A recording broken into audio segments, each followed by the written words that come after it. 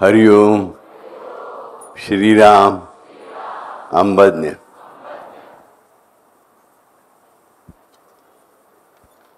नाथ सोवेत.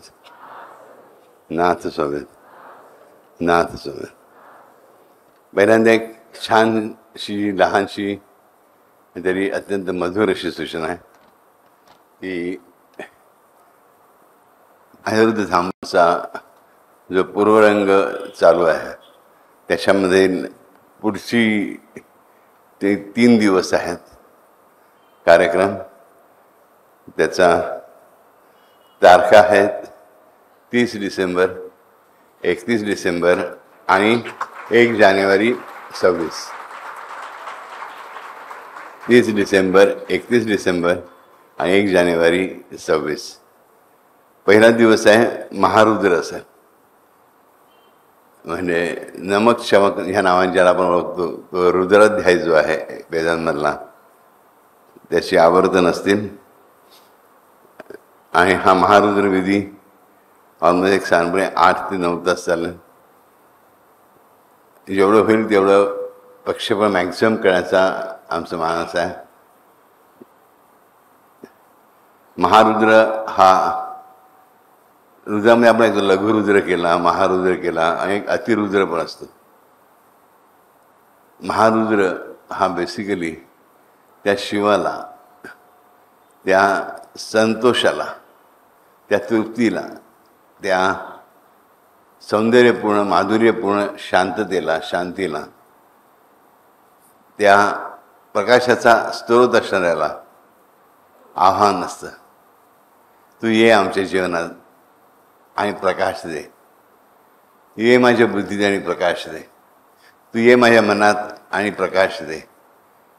माझ्या प्राणांनाही तूच गती दे. माझ्या प्राणांनाही दिशा तूच दाखव. माझ्या मनालाही दिशा तूच दाखव. माझ्या बुद्धीलाही दिशा तूच दाखव. ह्या स्थानालाही दिशा तूच दाखव. आणि हे स्थान शुद्ध कर, हे स्थान पवित्र कर. ह्या स्थानाचं पावित्र्य सदैव अभंग राहू दे. कोणी येवो, कोणी जावो, हे स्थान अभंग राहावं. जसा आत्मा कधी मरत नाही तसं हे स्थान निरंतर पुढचे 4.5 लाख वर्ष राहण्यासाठी हे विधी आहेत 3 दिवसाचे. त्याला पहिला हा महारुद्र विधी. रुद्र म्हणजे शिव. शिवाचे 2 रूप आहेत शिवाचे, एक रुद्र आणि भद्र. रुद्र म्हणजे असं बघायचं प्रलयंकार आहे, भयंकर रूप. रुद्र शब्दाचा अर्थ आहे रडवणारा, रडवणारा. रावण शब्दाचा तोच अर्थ आहे, रडवणारा. त्यामुळे फरक आहे. मग आल्यावर रडवतो रावण आणि जो गेल्यामुळे आपल्याला रडावं लागतं तर रुद्र. आपल्या जीवनात रुद्र हवा. हा रुद्र प्रत्येकाच्या जीवनात यावा आणि सदैव त्याचे आशीर्वाद, त्याचा प्रकाश आपल्या अनिरुद्ध धामवर राहावा. हा महारुद्र विधी पहिल्या दिवशी. दुसऱ्या दिवशी चतुर्दश प्रणववृत्तीयुक्त महामृत्युंजय जप व अभिषेक 1008 वेळा. ओम त्र्यंबकं यजामहे सुगंधिं पुष्टिवर्धनम् उर्वारुकमिव बंधनान् मृत्योर्मुक्षीयमामृतात्.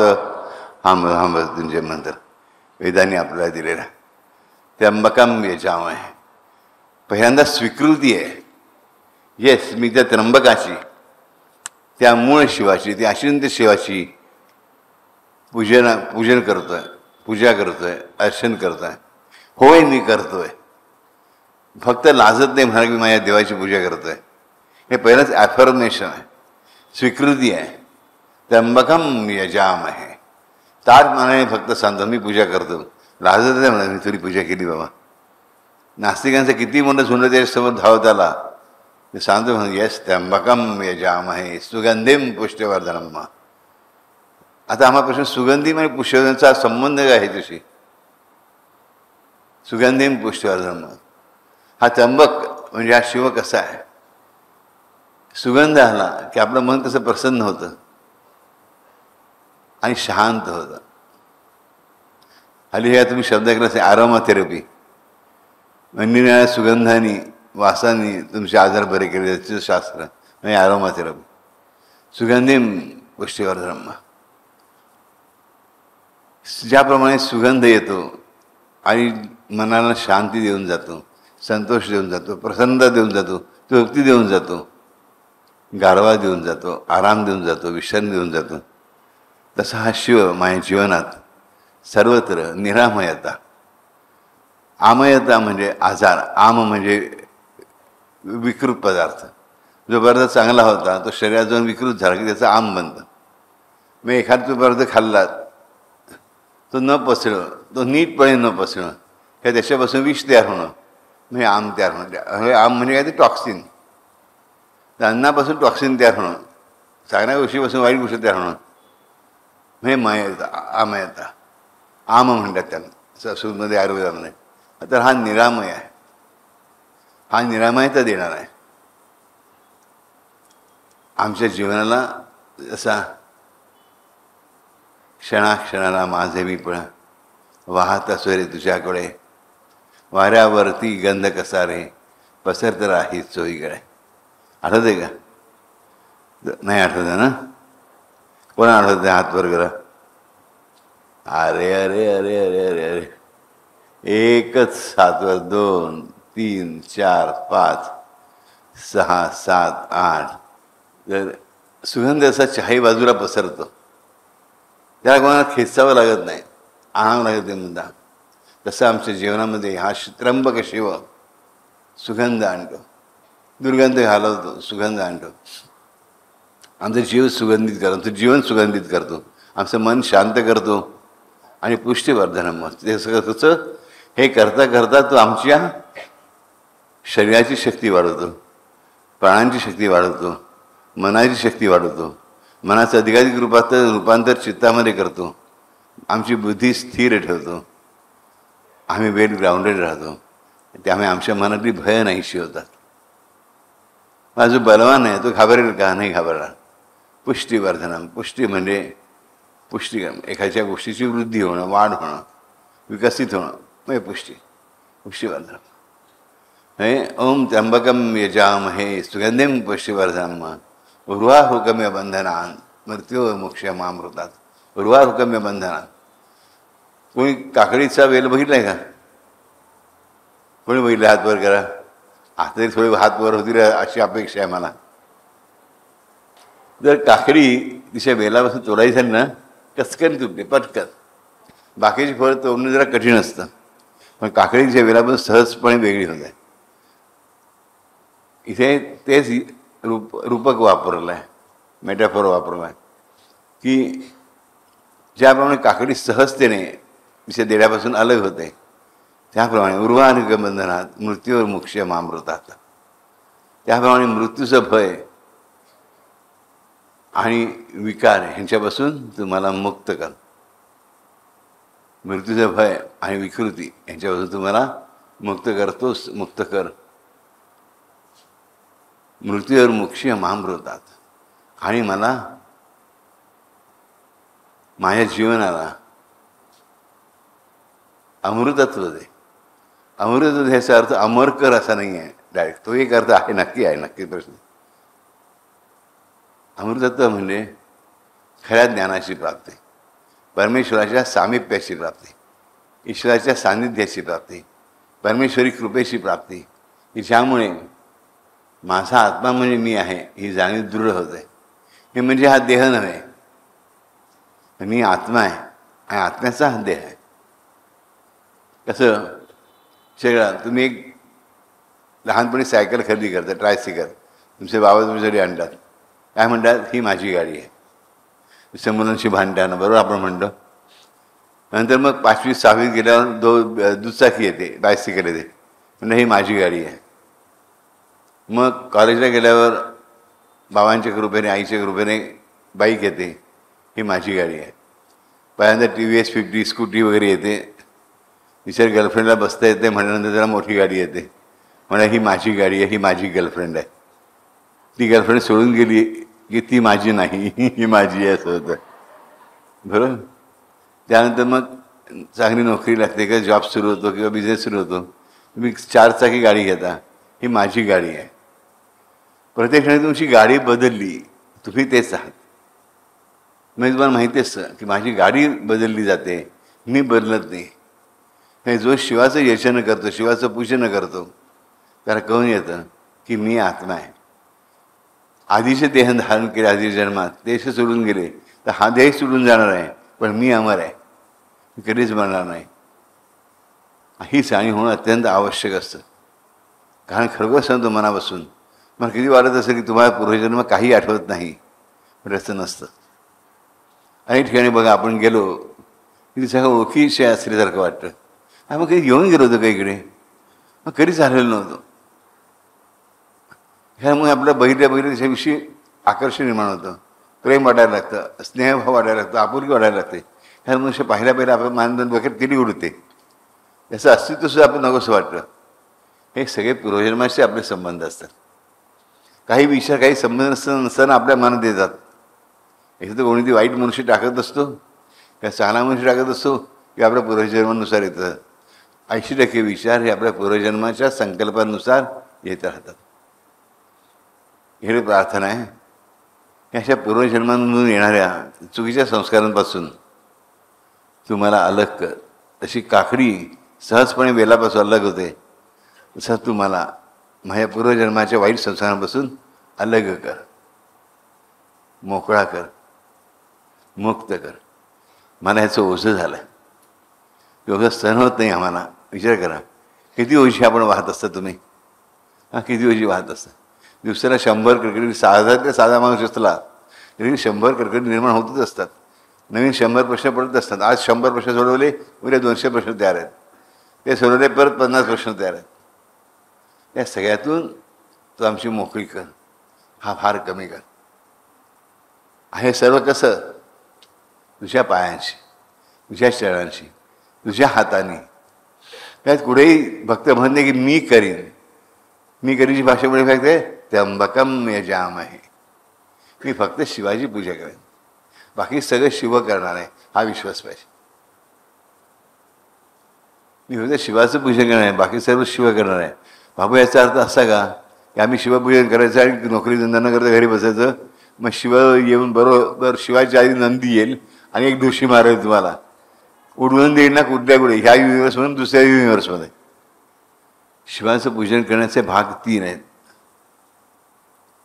एक पूजन म्हणजे पूजन, मंत्रयुक्त स्तोत्र म्हणत त्याला अभिषेक करणं. शिवाला जलाशिवाय अभिषेक अत्यंत प्रिय, लक्षात ठेवा. कधीही लक्षात ठेवा, शिवलिंगावर जल वाहण्यासारखं दुसरं श्रेष्ठ पूजन नाही. यदि शिव मंदिरात गेलात तर विसरू नका,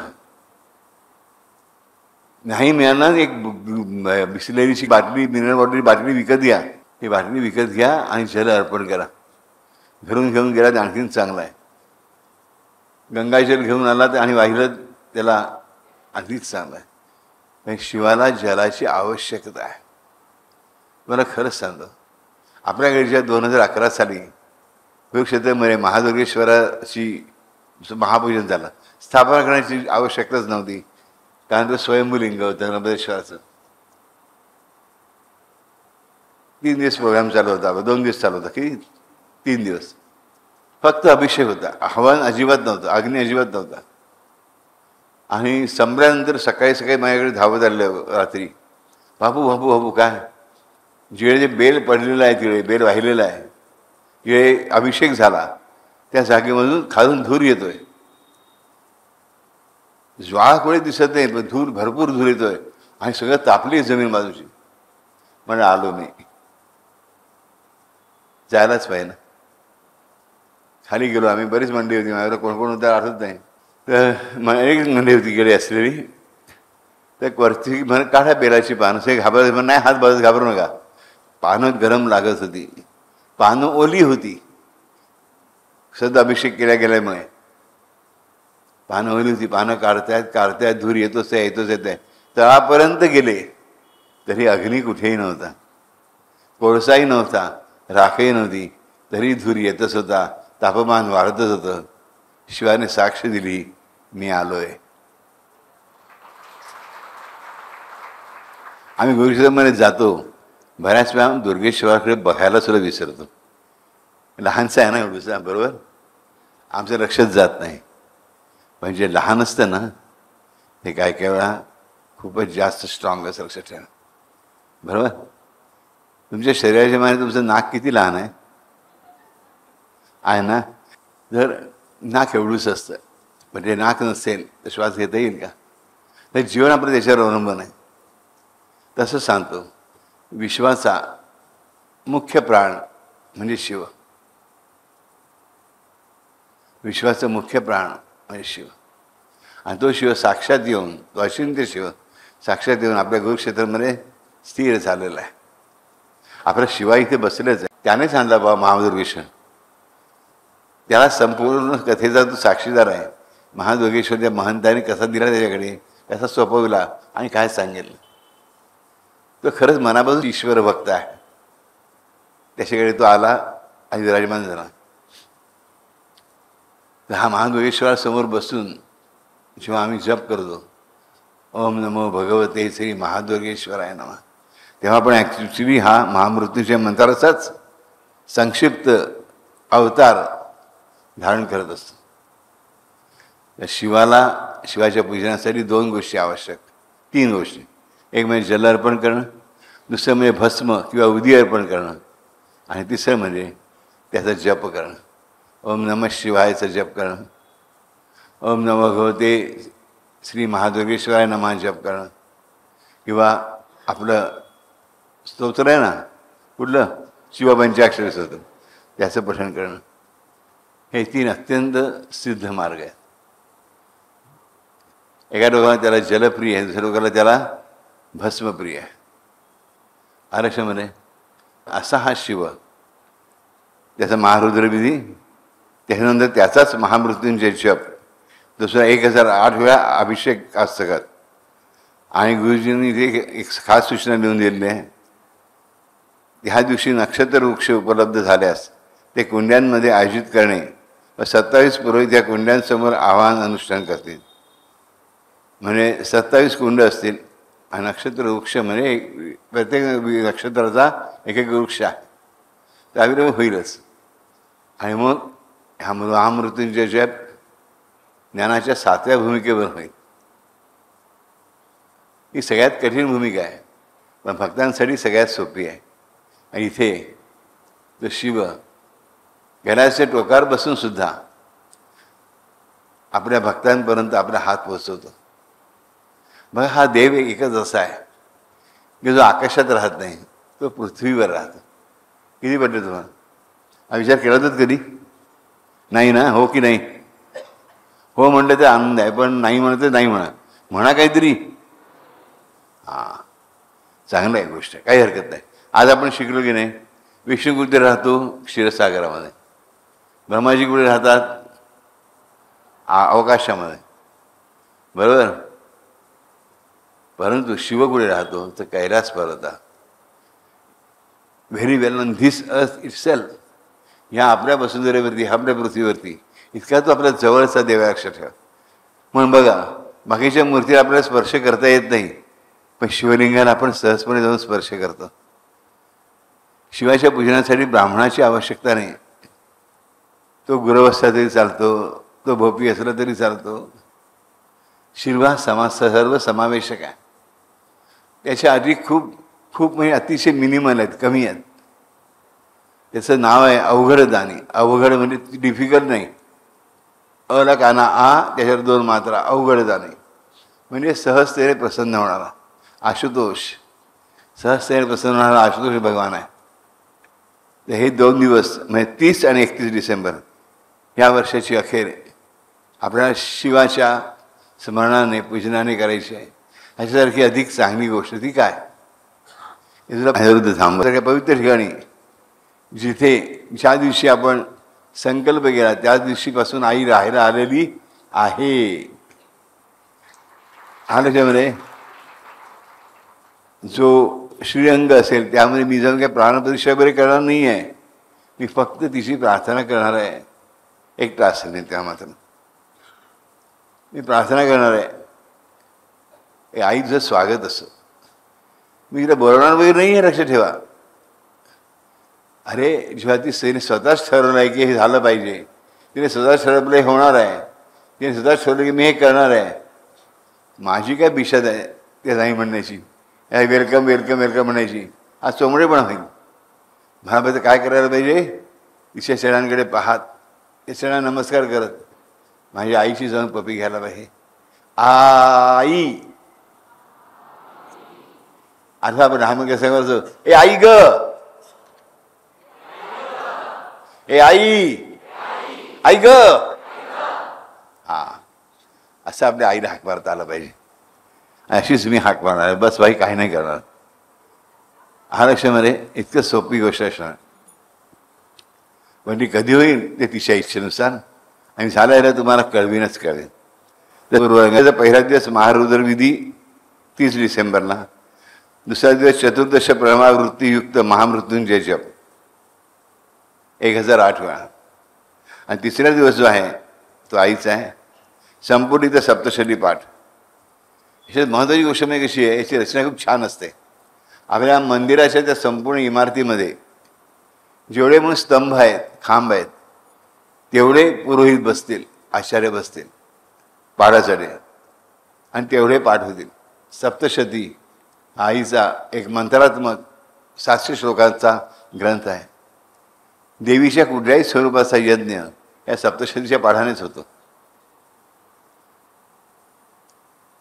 बघा, विष्णूसाठी पुरुष सूक्त आहे, शिवासाठी रुद्र आहे, पण देवी कुठली असो त्यासाठी अभिषेक श्रीसूक्ताने आहे, आणि हवन मात्र सप्तशतीनेच आहे. सप्तशतीचा पाठ करण्याची अनेकांची इच्छा असते, नियम खूप कडक आहेत, पालन करणं कठीण असतं.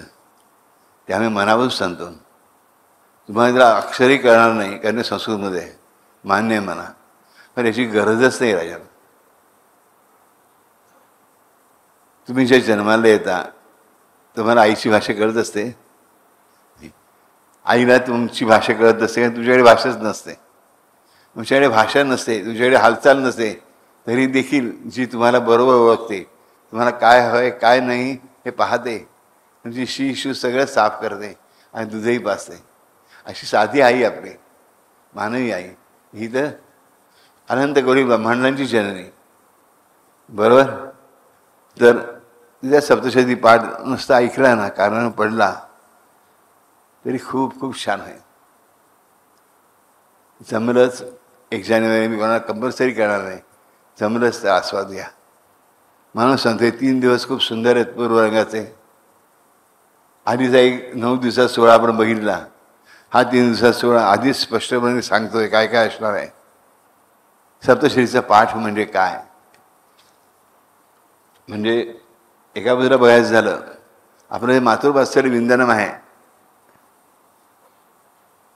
ते ज्या प्रकारे घडतं, आईचे सगळे अवतार त्यामध्ये वर्णन केले जातात, तसंच तिच्या आईच्या 8ही अवतारांचं वर्णन, 8 अवतार त्यामध्ये, 8 अवतारांचं वर्णन, पूजन, त्यांचं रूप, त्यांचं कार्य, त्यांची लीला, त्यांचा प्रभाव, हे सगळ्यांचं वर्णन या सप्तशती पाठामध्ये आहे.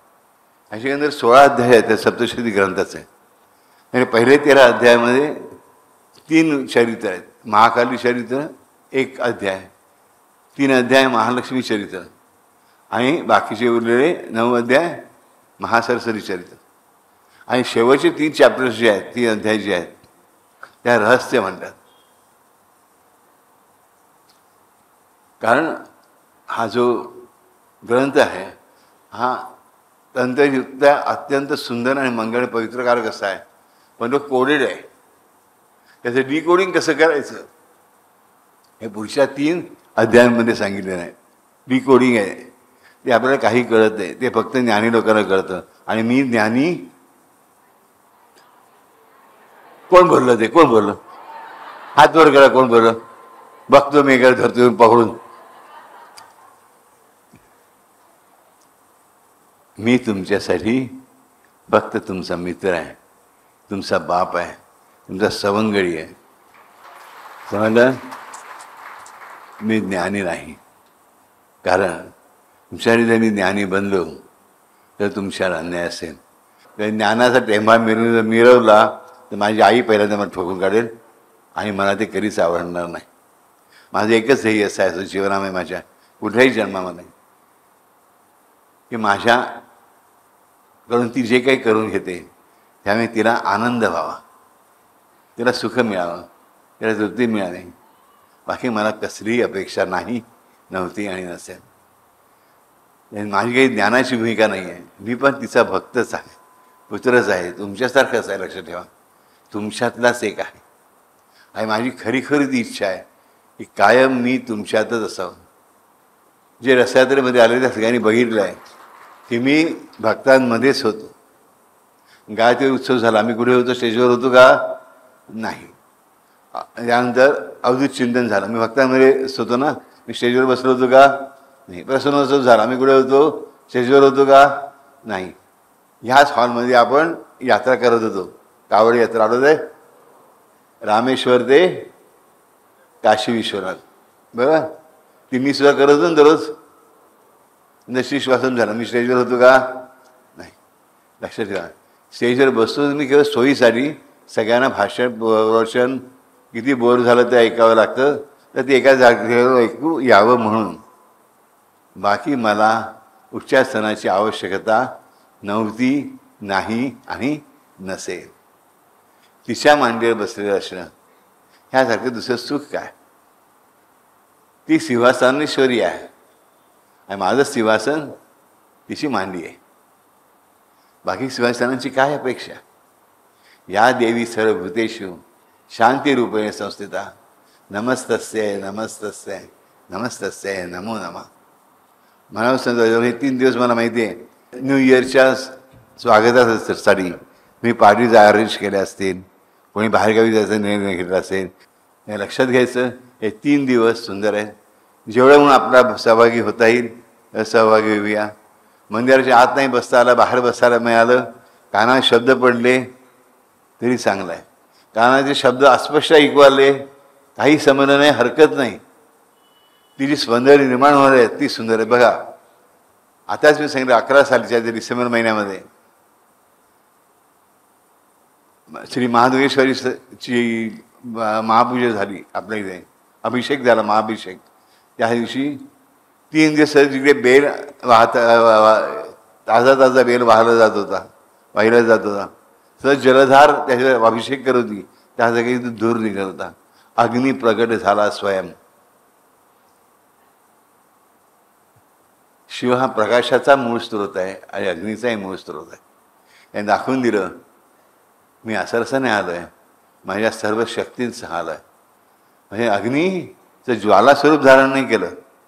म्हणजेच काय, मी दाहक बनून नाही आलो आहे, मी उबदार बनून आलो आहे. ती कुठेही फ्लेम नव्हती, ज्वाळा भडकत नव्हती, तरी सगळं उबदार झालं होतं, गरम झालं होतं आणि धूर येत होता. धूर हा ध्वज आहे. धुम्राला ध्वज मानलेला आहे शिवाचा, अग्नीचा. शिव त्याच्या ध्वजासहित आला. वृषभध्वज आहे दुसऱ्या बाजूला, तुझ्या बाजूला तो धुम्रध्वज आहे. मी आलो आहे, मी प्राणाग्नी आहे तुमचा. पण मी कशासाठी आलो आहे? तुम्हाला जाण्यासाठी नाही, तुम्हाला ऊब देण्यासाठी. एवढा मोठा चमत्कार आपल्या इथे घडतो, ते गुरुक्षेत्र आपण विसरतो.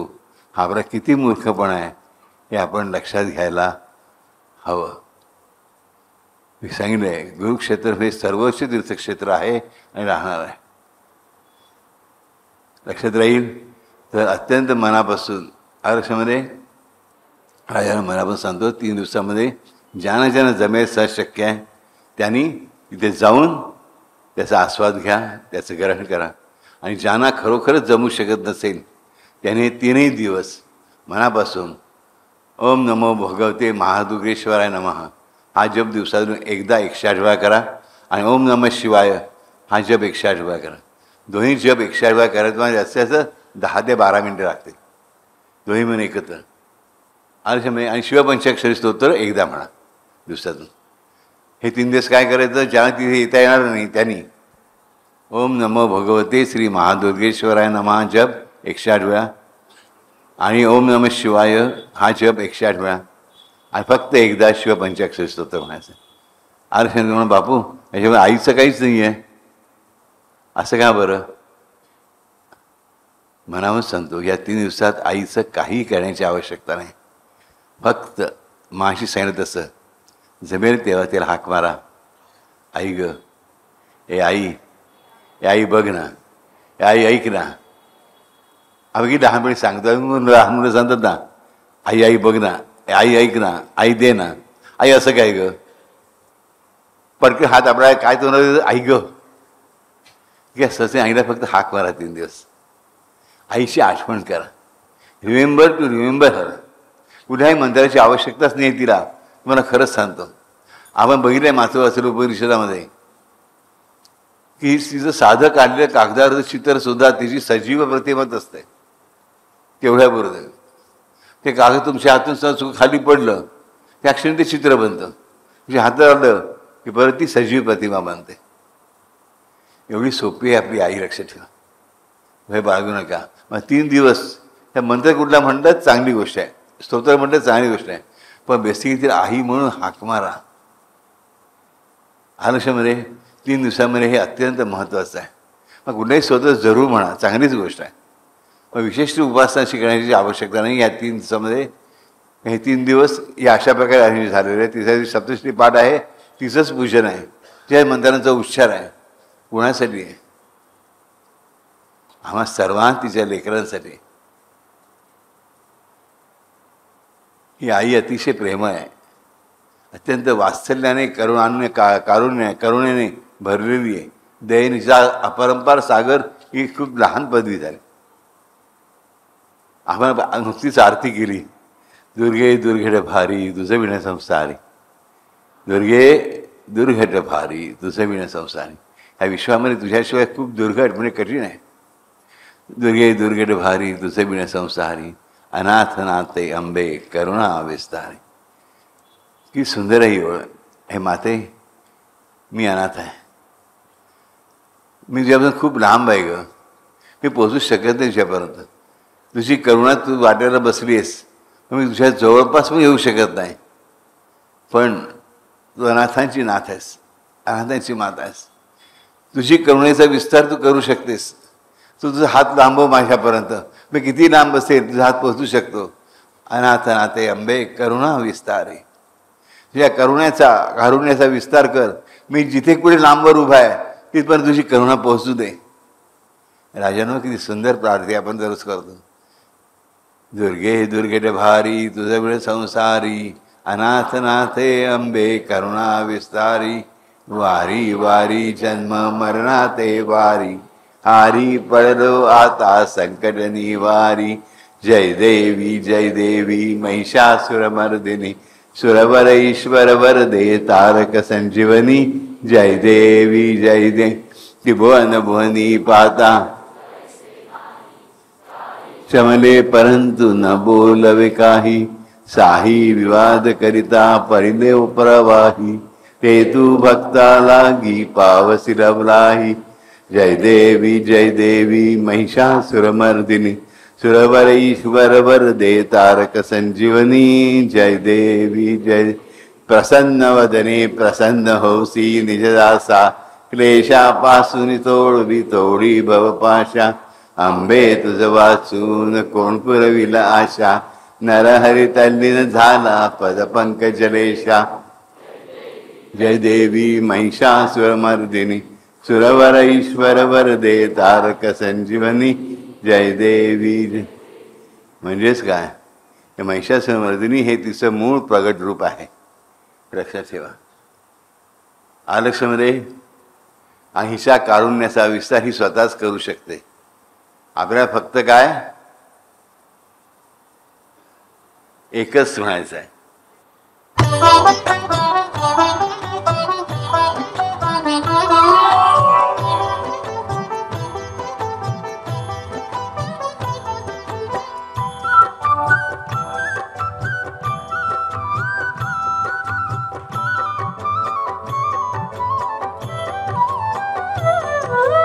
समरसुनी साध घाल लावूनिया हृदयी ज्योत समरसुनी साध घाल लावूनिया हृदयी ज्योत सावळा धावेल हा सावळा धावेल हा कळवळूनी ओतप्रोत समरसुनी साध घाल लावूनिया हृदयी ज्योत समरसुनी साध घाल लावूनिया हृदयी ज्योत सावळा धावेल हा कळवळूनी ओतप्रोत समरसुनी साध घाल लावूनिया हृदयी ज्योत समरसुनी साध घाल लावूनिया हृदयी ज्योत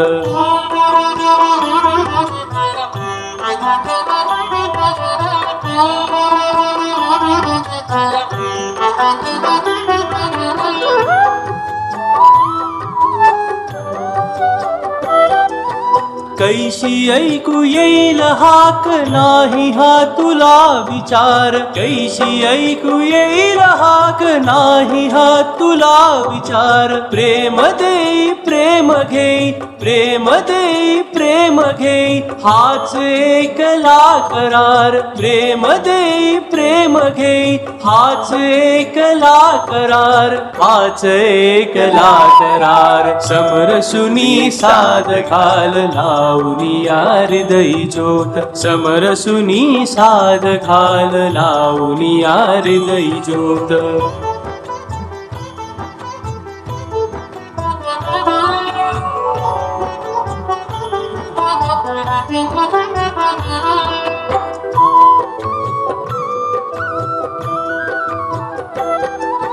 रवि उदेल पश्चिमेश नदी पर्वता चढ़ेल रवि उदेल पश्चिमेश नदी पर्वता चढ़ेल हान सोडी ब्रीदास हान सोडी ब्रीदास म्हणवी मी भक्तदास हान सोडी ब्रीदास म्हणवी मी भक्तदास म्हणवी मी भक्तदास समरसुनी साध घाल लावूनिया हृदयी ज्योत समरसुनी साध घाल लावूनिया हृदयी ज्योत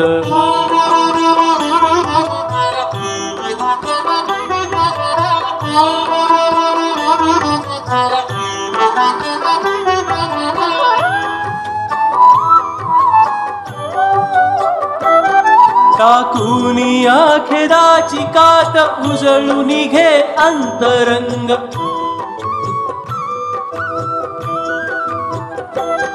टाकूनिया खेदाची कात उजळून घे अंतरंग मग मुरलीचे सूर मग मुरलीचे सूर तुझ्या संगे बोलतील मग मुरलीचे सूर तुझ्या संगे बोलतील तुझ्या संगे बोलतील समरसुनी साध घाल लावूनिया हृदयी ज्योत समरसुनी साध घाल लावूनिया हृदयी ज्योत पिपाचा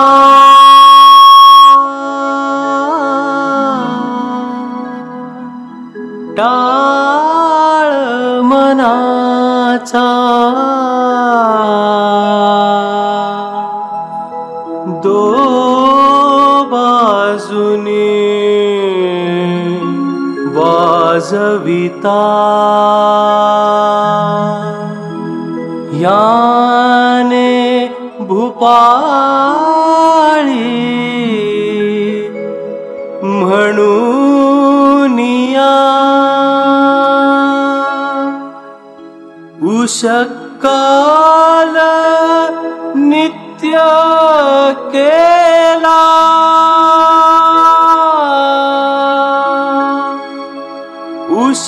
उषकाल नित्य केला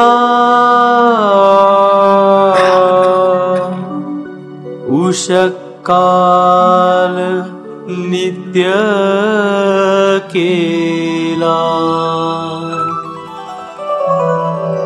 समरसुनी साद घाल लावनिया हृदयी ज्योत समरसुनी साद घाल लावनिया हृदयी ज्योत सावळा धावेल हा सावळा धावेल हा कळवळून ओतप्रोत समरसुनी साद घाल लावनिया हृदयी ज्योत समरसुनी साद घाल लावनिया हृदयी ज्योत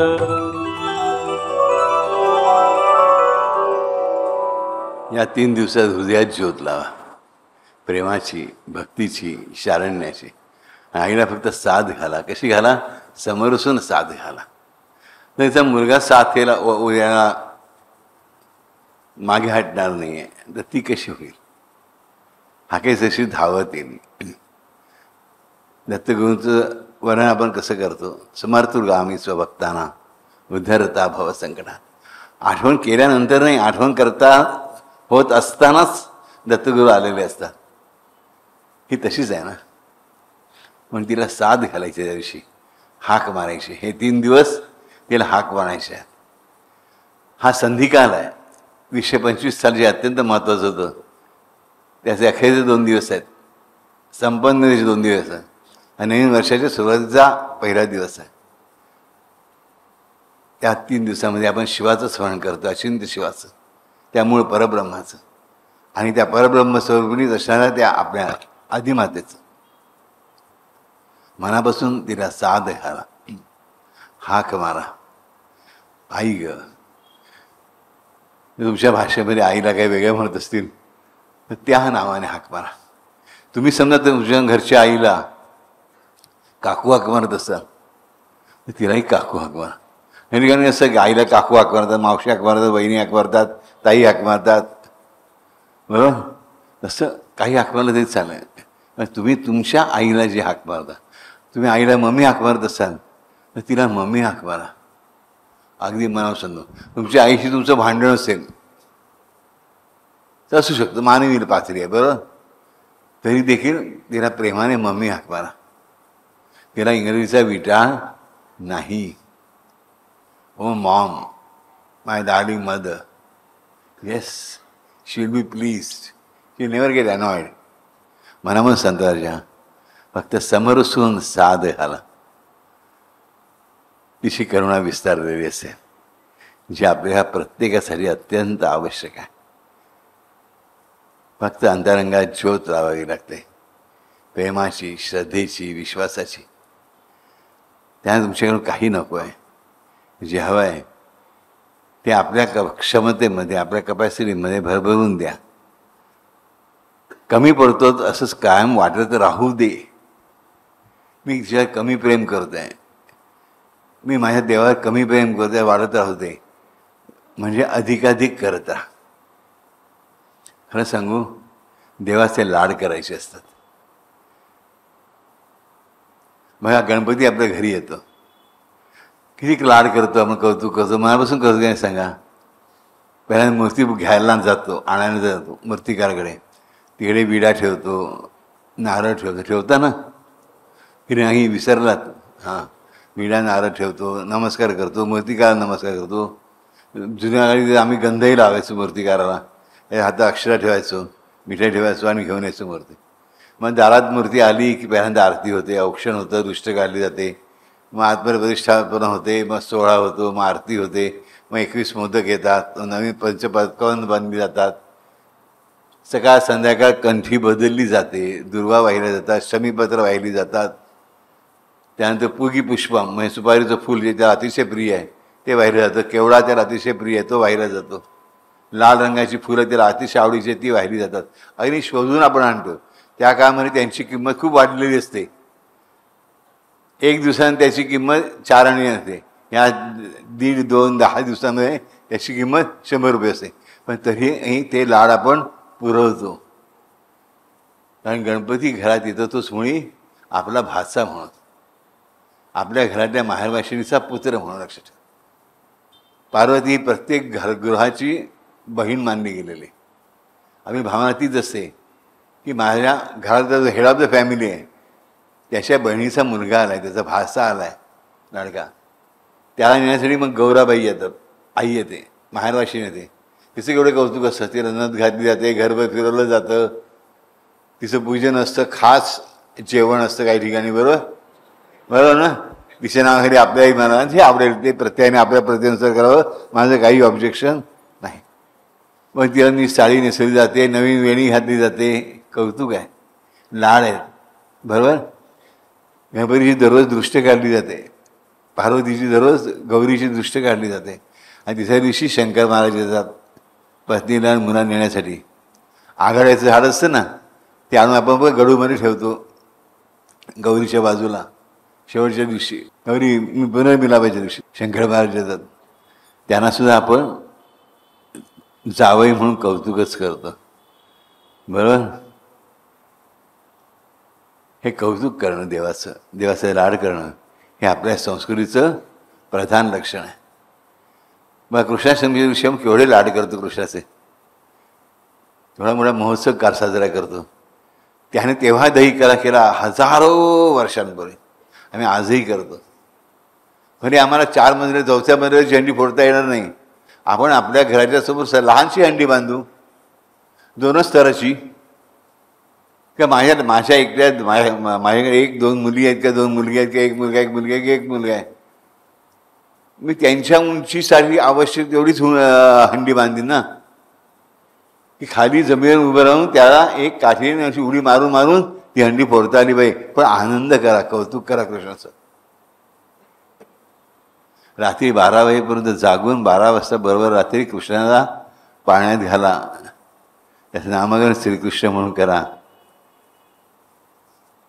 राजन हे करताना, रामाचा जन्म करताना प्रत्येक स्त्री कौशल्या बनत असते, प्रत्येक पुरुष हा दशरथ बनत असतो. मग मी नेहमी सांगतो, रामाचा पाळणा स्त्री आणि पुरुष दोघांनी म्हणायचा आहे. श्रीरामांचा पाळणा पहिल्यांदा दशरथ आणि कौशल्याने एकत्र म्हटला म्हणून. एक एवढं मोठं भाग्य आहे आपलं, आपल्या धर्माने आपल्याला दिलं.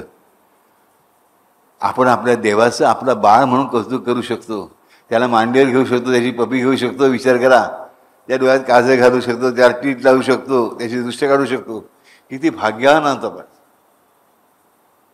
ह्या अंधश्रद्धा नाही आहेत, हे प्रेम आहे. देवाचं कौतुक करायचं असतं, जसं आईचं पण कौतुक करायचं असतं. आपण मुलं मोठी झालो, एक गाणं आहे, त्या गाण्याचे शब्द मला आता आठवत नाहीत. बाळ म्हणून मोठं होतं, आई कधीच मोठी होत नाही. हे दोन्ही अर्थाने खरं आहे. बाळाला वाटतं आई मोठी झाली, पण आईला मात्र बाळ कायम लहानच वाटत असतं. मग बाळ मोठं होतं, मग आईला मात्र कधीच मोठं होता येत नाही. ती त्याच वेळेस जगत राहते, ती बाळाची आई म्हणूनच राहते, केअरिंग. तिला वाटतं अजूनही माझं बाळ लडखडेल पडेल. तिला वाटतं त्याला माझ्या सावलीची गरज आहे. खरंच सांगतो, माऊली सावली शब्द जसे एकमेकांना जवळचे आहेत ते खरे पण आहेत. हे भाग्य अनुभवायला शिका. रामनवमीच्या दिवशी, कृष्णाष्टमीच्या दिवशी गणपती आपल्या घरी येतो, त्या दिवशी गणेश जन्माच्या दिवशी खरंच सांगतो, देवाचं कौतुक करायचं असतं, देवाचे लाड करायचे असतात, देवालावर प्रेम करायचं असतं. देवावर अभिषेक करताना हा विचार मनात ठेवा. आपण आपल्या बाळाला आंघोळ घालतो ना, तसं ये मेऱ्या काट्या मर तुला घालते आंघोळ, हे आई तोंडाने किती म्हणेल, ती वैतागलेली असे म्हणून, पण मनात प्रेमच असतं. त्या बाळाचा शेमूळ हाताने पुसून काढून टाकताना आणि रोज हात पदार्थ पुसताना तिला काही घाण वाटत नाही. तसंच आपल्या देवाचे लाड करताना आपला राज वाटायचं कारण नाही. ही आमची परंपरा आहे, ताठपणाने सांगा. हे आम्हाला करायला आवडतं, अभिमानाने सांगा. आणि त्याच्यापेक्षा 100 पट अभिमानाने तो म्हणेल, हा माझा आहे, ही माझी आहे, ही सगळी बाळं माझी आहेत आणि मी तुमचा आहे. आयुष्यामध्ये हे वाक्य विसरू नका. हे 3 दिवस विसरू नका. आणि लक्षात ठेवा, या 3 दिवसामध्ये मी प्रचंड ॲक्टिव्ह असणार आहे श्रीरंगाच्या तयारीसाठी. लक्षात ठेवा, माझे मार्ग खूप वेगळे असतात, विक्षिप्त असतात, विलक्षण असतात, मॅड असतात, मान्य. पण मी वेडा माणूसच आहे आणि मला वेडी माणसंच आवडतात. मला शहाणी माणसं अजिबात आवडत नाही. जे वेड्यासारखे प्रेम करू शकतात ते माझे, ज्या वेड्यासारखे प्रेम करता येत नाही त्यांचा मी फक्त ॲक्वेंटन्स राहतो, ओळखीचा राहतो, मित्र बनत नाही. ज्या वेळेसारखे प्रेम करता येतं त्यांचाच मी मित्र बनतो. राजानो, हा मित्र 3 दिवस तुमच्या आजूबाजूला घेट्या घालणार आहे बघण्यासाठी की तुम्ही माझ्या आईला साथ घालता की नाही. आणि तुम्ही नक्कीच साथ घालणार आहात. आणि त्यासाठी आपल्याला एक लहानसं भजन करायचं आहे. त्या राहात नक्की. कुठलं भजन करायचं?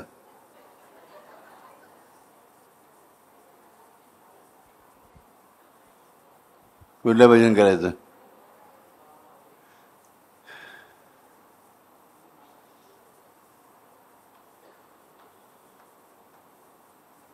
पांडुरंगाचं भजन करायचं. कुठलं करायचं? अतिशय आवडतं सगळ्यांचं, वारकरी संप्रदायाचं आणि आपलं सुद्धा आवडतं. हा पहिल्यांदा अनेक वेळा करायचो.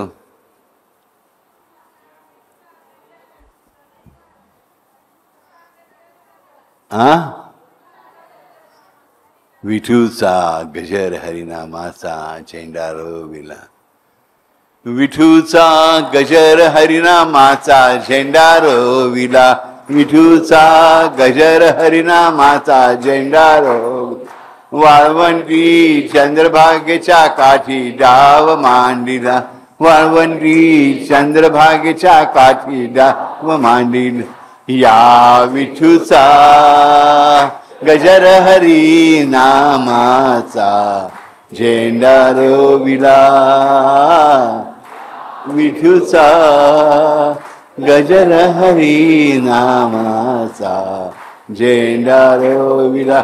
विठूचा गजर हरी नामाचा झेंडा रोविला. विठूचा गजर हरी नामाचा झेंडा रोविला. वाळवंटी चंद्रकाठीच्या बागी डाव मांडिला. वाळवंटी चंद्रभागेच्या काठी डाव मांडिला. या विठूचा गजर हरी नामाचा झेंडा रोविला. विठूचा गजर हरी नामाचा झेंडा रोविला. विठूचा गजर हरिनामाचा झेंडा रोविला. विठूचा गजर हरिनामाचा झेंडा रोविला. विठूचा गजर हरिनामाचा झेंडा रोविला. विठूचा विठूचा गजर हरिनामाचा झेंडा रोविला. विठूचा गजर हरिनामाचा झेंडा रोविला. विठूचा हरिनामाचा झेंडा रोवी. या विठूचा गजर हरी नामाचा झेंडा रोविला. विठूचा गजर हरी नामाचा झेंडा रोविला. या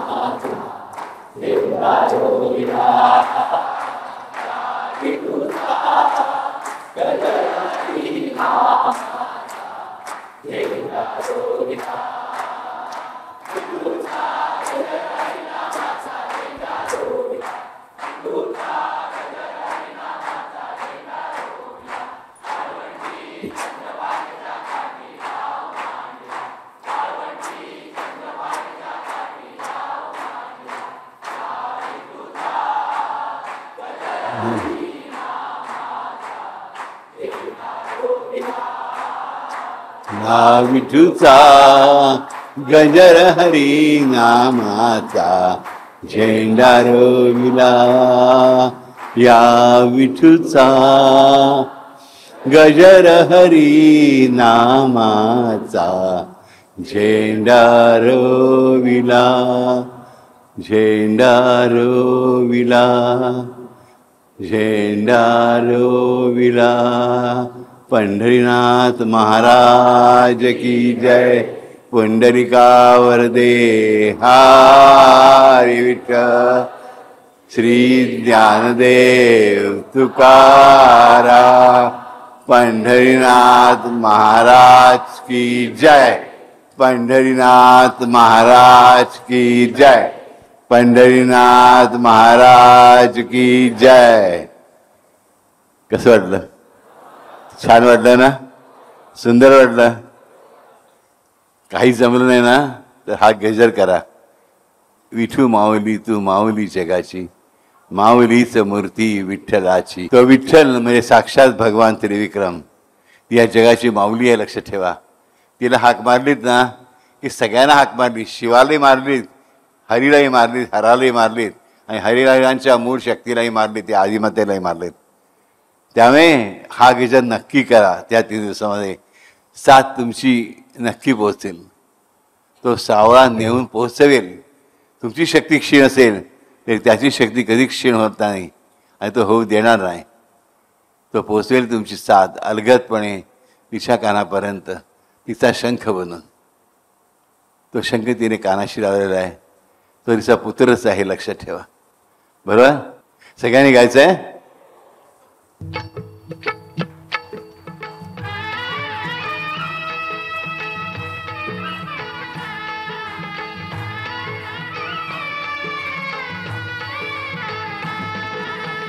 विठू माऊली तू माऊली जगाची.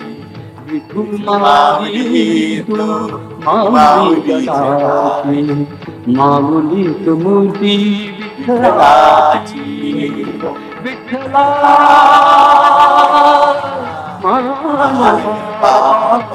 विठू माऊली तू माऊली जगाची.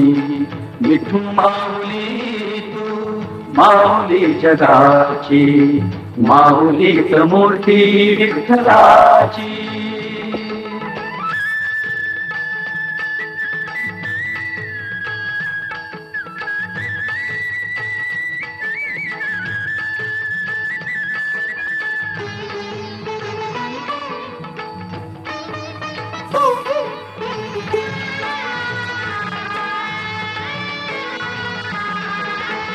काय तुझी माया सांगू श्रीरंगा. काय तुझी माया सांगू श्रीरंगा. संसाराची पंढरी तू केली पांडुरंगा. डोळ्यातून वाहे माय चंद्रभागा. अमृताची गोळी आज आदिया भंगा विठ्ठला. आय बापा टाळ्याची परांची. अभंगाला जोड टाळ्याची परांची. माऊली समूर्ती विठ्ठलाची. विठ्ठला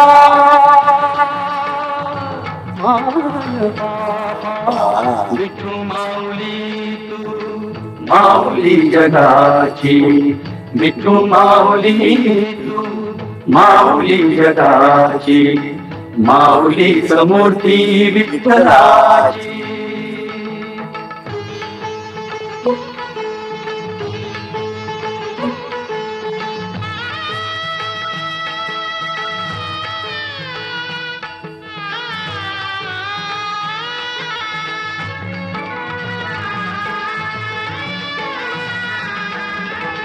लेकरांची सेवा केली सतुआई. लेकरांची सेवा केली सतुआई.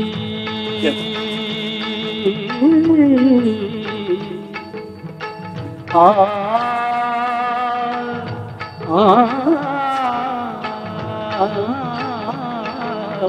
लेकरांची सेवा केली सतुआई, कसं पांग देऊ कसं होत आई, तुझ्या उपकारा जगी तोड नाही, ओवाळीन जीव माझा सावळे विठाई विठ्ठला.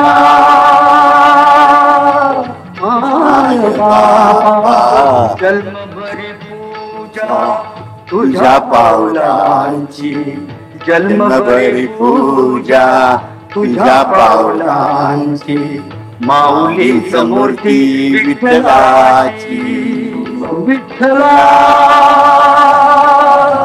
बाबा विठू माऊली, तू माऊली जगाची, विठू माऊली तू माऊली जगाची, माऊलीच मूर्ती विठ्ठलाची. पांडुरंग पांडुरंग विठू माऊली तू, पांडुरंग पांडुरंग विठू माऊली तू, पांडुरंग पांडुरंग विठू माऊली तू, पांडुरंग पांडुरंग विठू माऊली तू, विठू माऊली तू माऊली जगाची, माऊली विठ्ठलाची. माऊली जगाची, माऊलीच मूर्ती विठ्ठलाची.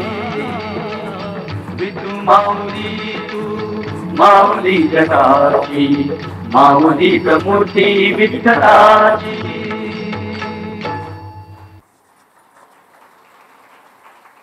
अशी साथ घाला. ती विठू माऊली तुमच्यासाठी 28 सुग झालं तरी विटेवर उभी आहे. कठीवर हात घेऊन कंबर कसून समजलं. तिला साथ घालायला विसरू नका. हे 3 दिवस मस्तीत घालवा, एन्जॉय करा. नव्या वर्षाची सुरुवात किती सुंदरपणे होते याचा विचार करा. हे पर्व आयुष्यातलं सर्वश्रेष्ठ पर्व बनून दे. आणि तेवढी क्षमता ते तुम्हाला देईन. त्याच्यापासून घेण्याची त्याची क्षमता अफाट आहे. ह्या 3 दिवसामध्ये तो तुम्हाला क्षमता देणार आहे घेण्याची. त्याच्याकडून घेण्याची क्षमता तुम्हाला देणार आहे. 3 दिवसापुरती असेल, पण त्याची क्षमता तुमच्याकडे येणार आहे. लक्षात ठेवा. त्याचा विनियोग नीट करा. मी तुमच्या बरोबरच आहे. तुमच्या उशाशी आहे, तुमच्या पायथ्याशी आहे, तुमच्या पुढे आहे, तुमच्या मागे आहे, तुमच्या उजव्या बाजूला आहे, तुमच्या डाव्या बाजूला आहे. आज तुम्ही जाल त्या कोपऱ्यात आहे, पण मी आहेच आहे. ह्या डोळ्यांची 2 पाखरे फिरतील तुमच्या भवती, पाठला काही सदैव करतील. पुढे काय असा कुठेही तुम्ही, राईट. तुम्ही कुठेही असा काही करा, एवढे मात्र निरंतर स्मरा.